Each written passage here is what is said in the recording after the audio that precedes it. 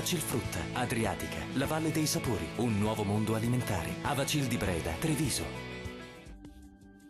L'anticiclone Zephyrus porta ancora bel tempo soleggiato ovunque. Vediamo il dettaglio del 29 marzo.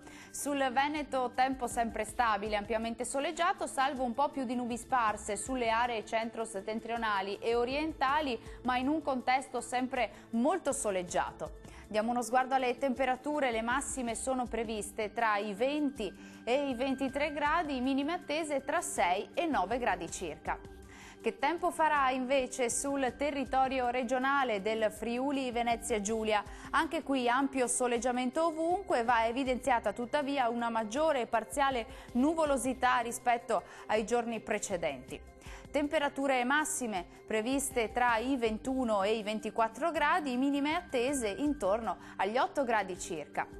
Concludiamo con uno sguardo alla situazione meteorologica del Trentino Alto Adige. Cieli un po' nuvolosi sui settori alpini, ma senza fenomeni degni di nota e comunque con schiarite diffuse. Sole pieno altrove. Temperature massime tra i 22 e i 24 gradi, minime oscillanti tra gli 8 e gli 11 gradi circa.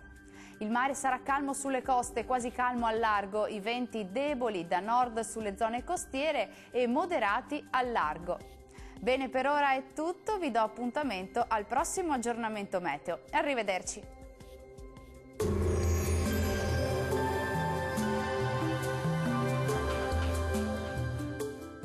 Vacilfrutta, Adriatica, la Valle dei Sapori, un nuovo mondo alimentare. Avacil di Breda, Treviso.